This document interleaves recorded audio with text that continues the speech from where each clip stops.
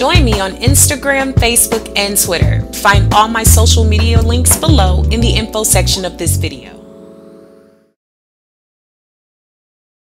Check me out in the June issue of Essence Magazine, page 111, and also ebony.com. Thanks so much, guys. Hey guys, it's your girl Beautiful Brown Baby Doll, and I'm coming at you today to talk about cravings. Burger King, Big Macs, Little Macs, Whoppers, everybody gets cravings. However, there are real world ways to get rid of the cravings and to move past that feeling. If you're just looking to maintain your weight and stay healthy, these are some healthy tips as to how to stay away from those cravings, stay healthy, and if you have to give in to some of them, to not feel like you've sabotaged your healthy lifestyle. Here are some of the real world ways I've solved the problems keeping this weight off over the past 7 years, and plus the year that it took for me to lose the weight. So I get it. Let me teach you all about the pleasure principle. Now, I ain't talking about Janet Jackson. In the brain, we have something that releases called dopamine, and we associate this with good emotional times. When you think of grandma, you think of her wonderful chocolate chip cookies that she gave you whenever you were a good kid. Those were great. But you might actually be thinking about how you felt loved when you got the chocolate chip cookie and not the actual cookie. We're associating these foods with emotions, and that's why we have emotional eaters. However, a lot of times we just want control of our emotions. So rather than eating or giving into the foods, I'm going to try to teach you some ways to get into that emotional self and figure out some ways to get around emotional eating and beat those cravings. First off, you have to think about what your surroundings are giving you. If you know that you have big time cravings, you have to make sure that you're staying away from certain foods. I hate when I hear parents say to me, I can't deprive my kids of those things. Well, teach your kids how to want to eat healthy and take good care of themselves. They don't have to have honey buns and sugar snacks and hard-boiled treats. You don't have to keep them around all the time if you know you're going to give into those temptations. Keep things around that you know you can eat on a regular basis and still feel good about your healthy living and lifestyle. Make sure that you're not self-sabotaging your weight loss or your ability to maintain your weight because you refuse to take things away from your surroundings that are causing you to crave certain foods and items. Sitting in your office and you're thinking, I'm really hungry. I've got to have some Burger King. Give yourself 30 minutes. If you can actually name what it is you're hungry for, it means you're not really hungry. You could say, I have a taste for this, or I really want to eat this, or I have a craving for this, but when you're hungry, and you'll eat anything, and I mean anything. Make sure that you keep in mind that you're actually hungry, even if that means waiting 30 minutes before you give in to what it is you want to eat. A lot of times after that 30 minutes, your body has time to let the craving subside. In this time, another thing I suggest is to drink some water. Before a meal, it's taking about a cup of water, about 8 ounces. Sometimes you find that the body is actually thirsty rather than hungry. So you want to make sure that you're giving your body exactly what it needs, including the nutrients it needs, the hydration it needs, before you give in to actually saying that you're hungry. You can actually be increasing your caloric intake without figuring out why you're actually having a craving, or if it actually is even hunger anyway. Another thing is to brush your teeth. Brush them good, boo-boo. Think about when you have lunch. Let's say you had some really good Mexican food, right? But you find at 5 o'clock you're still craving quesadillas, and you're like, hold on, I just had quesadillas at noon. The body is only going to react to what it has.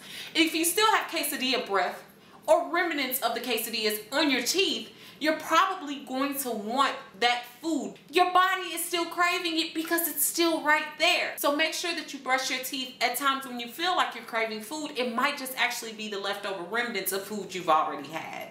Instead of eating the food that you want to eat, try eating something that's a healthy alternative. One thing that I try to do is keep fruits and vegetables around, or something that I know that I can get down with that really won't add to my caloric buildup and intake, and that would really get to what the craving is. Say that I'm craving something very sugary.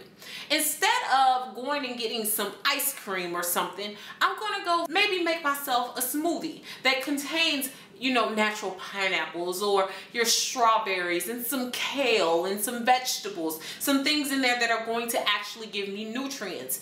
Anytime you eat, you should be thinking about how the food actually benefits you. And a lot of the foods that we crave are not going to benefit us. A lot of times your body is not craving what you think it's craving. It's craving a certain nutrient. It could be craving something that you naturally want or desire. Try not to skimp out on things like fiber. Fiber is really, really good for you. You can get fiber-rich sources from cereals, from apples, from whole grains. Try things like that because fiber is very soluble. The body can work it out, get rid of it. It also gives you good calories that make you feel full, that make you feel good, and that keep you from feeling like you're hungry all the time. The same goes for nuts and fruits, or dried fruits and nuts, because those help with building up proteins and keep you from feeling like, or actually having the opportunity to have a craving for certain foods. So don't allow your blood sugar to spike up too much or to go very low. I eat once a day, and that's all day. So I always keep a snack on hand in my purse, something that's not gonna allow my blood sugar to go low, because when the blood sugar goes low, we tend to have these cravings for things that we haven't eaten in years. However, we haven't allowed our body to have the nutrients that it needs throughout the day so that it doesn't have the chance to go into that feeling of starvation, or not even starvation mode, but the desire to have something to spike the blood sugar. Keep your blood sugar levels at a median rate so that you're also feeling just satisfied and you're not walking around feeling spiked or at a low rate. Exercise really truly helps with this, because loss from exercise is actually converted to blood sugar. I bet you didn't know that. When your blood sugar is all off whack, you're gonna crave things that you never even wanted before. So make sure that you keep that in mind. We associate good times with food all the time. So with this said, start to reward yourselves with things other than food. I would say, okay, when I lose this much weight, or when these pants get this loose, I'm gonna treat myself to a new dress. I'm gonna take myself to bowling, or I'm gonna take myself skating. Think of things that actually help your healthy lifestyle, as opposed to just treating yourself to food. We have food for, oh, I'm going down the street to my friend's house. We have foods for grandmas coming home from the hospital. We have foods for kindergarten graduations. We just have food for everything. Try rewarding yourself with something other than food, because it'll keep you excited, it'll keep you motivated, and on top of that, you won't feel like you're starting over all the time. You know, the feeling you get when you eat that piece of chocolate cake and it's like, wonderful, but at the end you're like, oh my God, how many calories did I actually have? I mean, it's okay to plan for it at times, but to just say, oh, I've done so well, it's time to eat a piece of chocolate cake.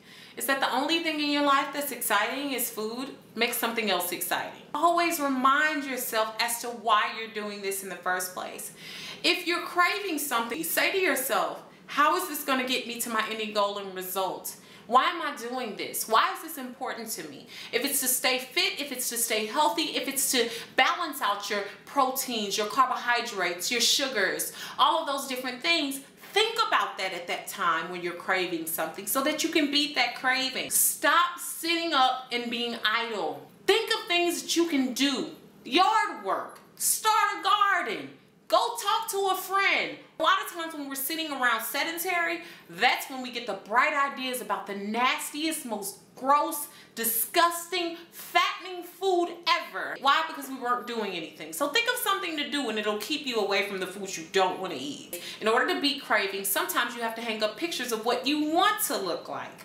I know when I was losing weight, I really loved the bodies of people such as Halle Berry, Jada Pinkett, Nia Long, Lauren London, Lauryn Hill. I loved little petite strong bodies, and I kept pictures of those women around so that I could be reminded of what I wanted to look like. And eating a piece of chocolate cake or cheesecake wasn't gonna get me there. So when I had those cravings and I thought about that, it kind of made those foods seem like they weren't that great of a decision for that time, if that's where I wanted to go and if that's what I wanted my ending goal and result to be. If you have any tips or tricks that you're using, write them down below, because I'm sure there's some of you out there that have some really clever things to say and things that have helped you beat these cravings. So thanks so much for tuning in, guys. Beautiful Brown Baby Doll. Peace.